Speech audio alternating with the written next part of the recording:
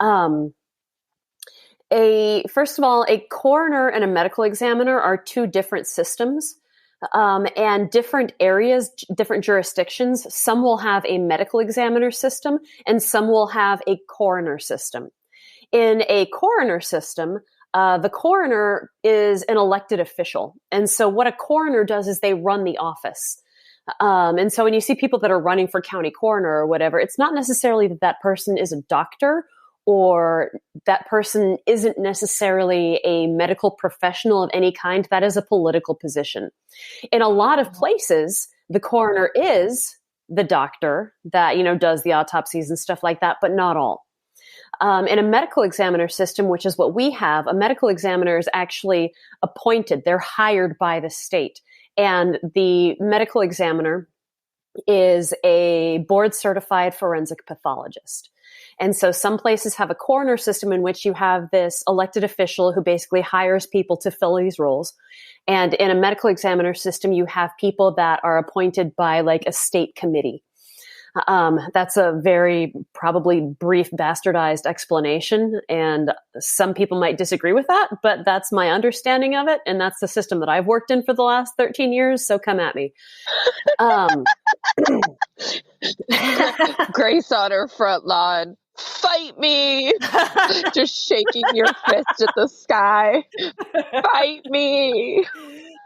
It's just, that it's like on social media, you say anything at all, and some motherfucker is going to come like stomping out, waving their finger over their head, going, "That's actually not correct." And you're just like, oh my fucking God. Yeah, Casey and I say stuff sometimes, and we immediately go, for the people who are going to come at us for this, just please don't. We didn't ask your opinion. When we want your opinion, we will ask for it, and we do often ask for our listeners' opinion. Like, we love your opinion. Exactly, yeah. We have an email. Please talk to us. We have an email for it. It's called bicoastalcrime@gmail.com. Please send us your opinions. Leave us ratings. Leave us reviews. Please don't comment and tell us that we're dumb.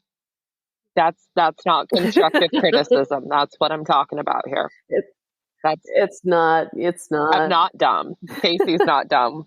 Casey ran a very successful company. I'm a literal scientist. We're not dumb. I will be with Grace screaming, "Fight me."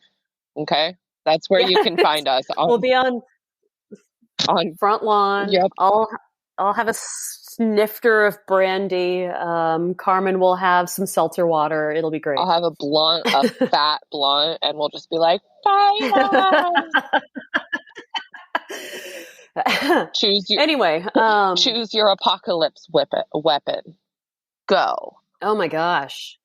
I'm gonna say machete. You look like a machete gal. You look like a machete I've gal. got one by my bed. That's hot. Yeah. That's hot. I have a nightstick, like one of those big ass nightstick. Is it like one of the extendo sticks? Mm-hmm. Like the extendo nightstick? Yeah. Oh. I feel so cool when I squish it, whip it. And then I hit. It does the Wolverine sound? Oh yeah, it does. Snicked. It does. It does do the Wolverine sound. Except that I spilled coffee and it sat in a puddle of coffee for most of the day in my car and I didn't realize it. And so now it's sticky on the inside and it doesn't to go back down. So I have to bang it really hard on the ground to get it to I feel collapse. You could put that on a pair of booty shorts, sticky on the inside. Trademark. No,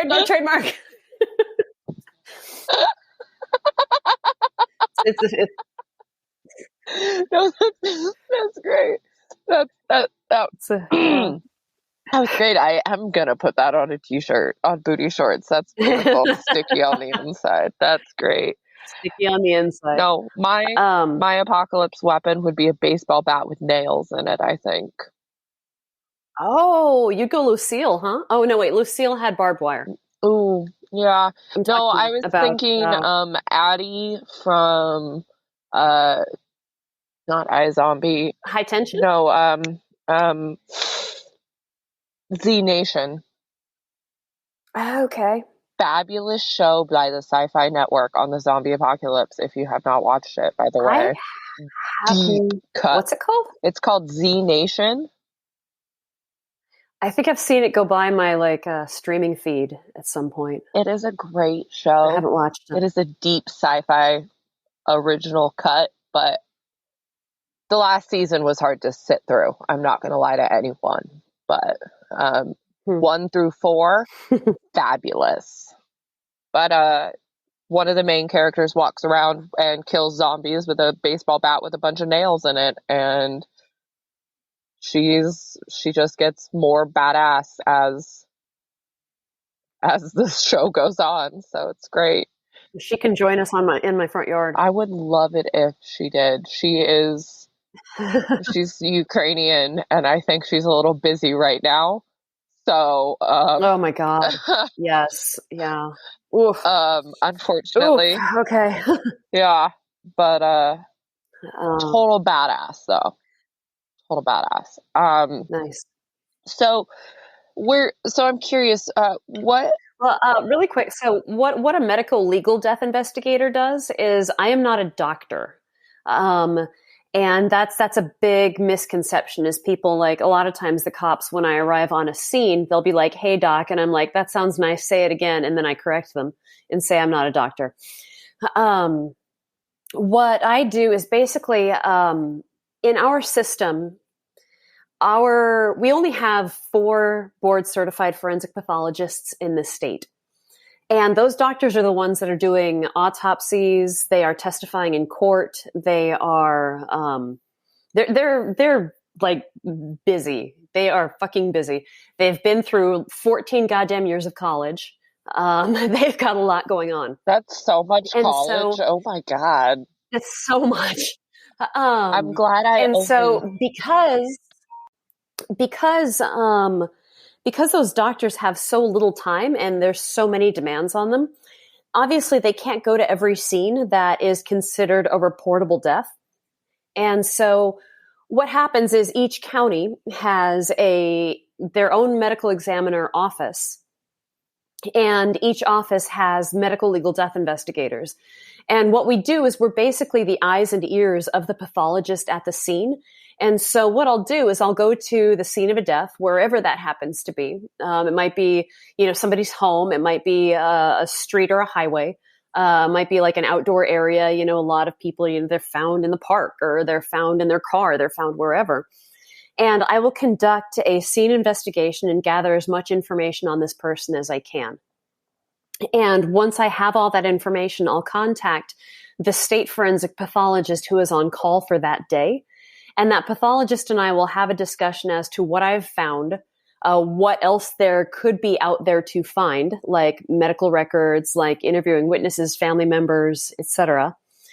And then that pathologist and I will have a discussion as to whether or not an autopsy is necessary to determine cause and manner of death.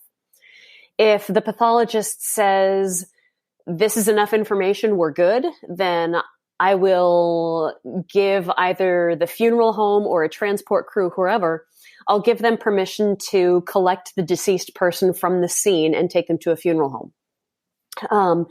If the pathologist decides that they want to perform an autopsy because we just don't have enough information to determine cause and manner of death, then I will load that dead person up into the county vehicle and drive them down to the state office, log them in, and the pathologist will do an autopsy sometime within the next 48 hours.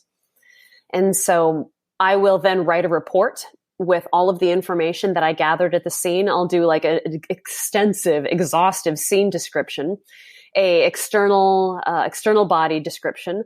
I will describe all of the interviews, like all of the conversations that I had with people, put all of that into a report so that when the pathologist does the autopsy, they kind of have the background against which to put their physical findings. And they read their report, they take that and they kind of plug it into what they found at autopsy and determine cause and manner of death.